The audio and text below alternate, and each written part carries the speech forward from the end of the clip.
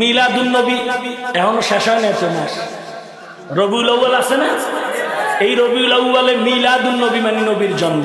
সরকার এইটারে সম্মান করে বন্ধ ঘোষণা দিয়েছে।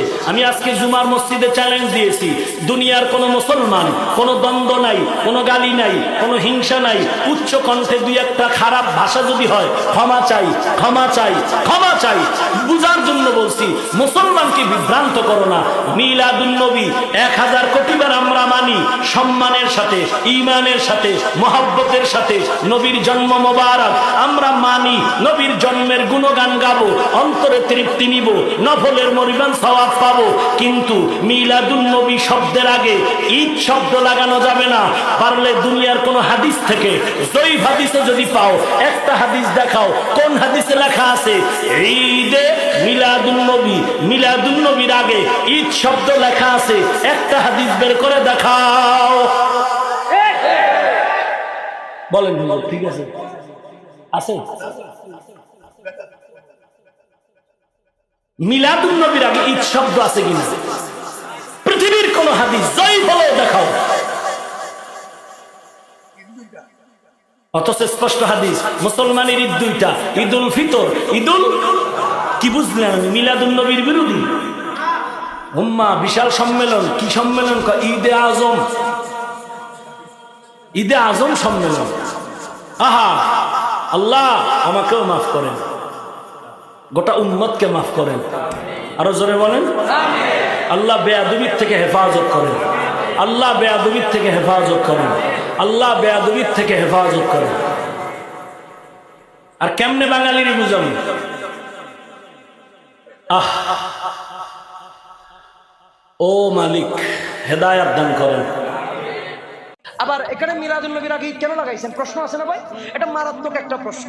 এই প্রশ্নটার সম্মুখীন আমাদের অনেক যুবক ভাইরা হয়, যারা বিভিন্ন প্ল্যাটফর্মের মধ্যে কাজ করে। আমি তাদের জন্য বলতে চাই, আমার আল্লাহ সূরা ইউনূসের 58 নম্বর আয়াতের মধ্যে বড় চমৎকার ভাষায় বলছে।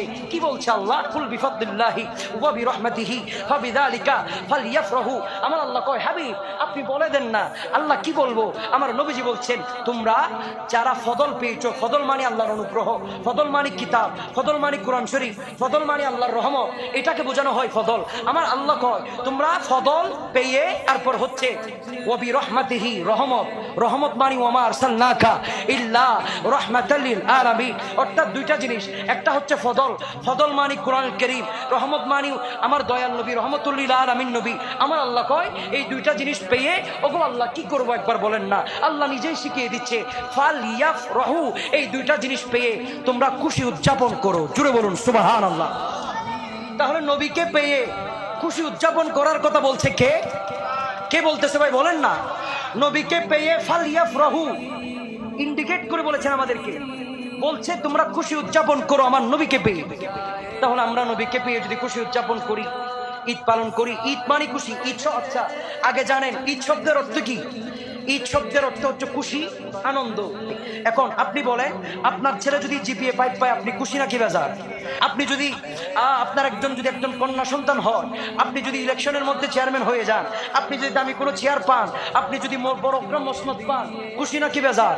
আরে দুনিয়ার একজন সন্তান হলে যদি আমরা খুশি হতে পারি, জিপিএ 5 হলে যদি খুশি হতে পারি, দয়াল নবী আসছে বিদায় তো জিপিএ 5 হইছে, দুনিয়া হইছে। সেই নবীরে ভাইয়া খুশি হইলে এখানে বেদাদের কি আছে ভাই আমারে বলেন? এই খুশি যেটা, সেটার নাম হচ্ছে ঈদ। সেটার নাম কি? এখন বলবে ঈদ তো দুইটা, একটা ঈদুল ফিতর, একটা ঈদুল আযহা। আমি তাদেরকে বলতে চাই, আরে ভাই আমার নবী যদি না হতো ঈদুল ফিতর হতো না, আমার নবী যদি না হতো ঈদুল আযহা হতো না। অতএব ঈদুল ফিতর হয়েছে নবীর আগমনের কারণে, ঈদুল আযহা হয়েছে নবীর আগমনের কারণে, লাইলাতুল কদর হয়েছে নবীর আগমনের কারণে, শবে বরাত, শবে মেরাজ, পৃথিবীর মধ্যে যত দিন যত রাত দামি হয়েছে নবীর আগমনের কারণে, জুমার দিনের ঈদের দিন দামি হয়েছে নবীর আগমনের কারণে।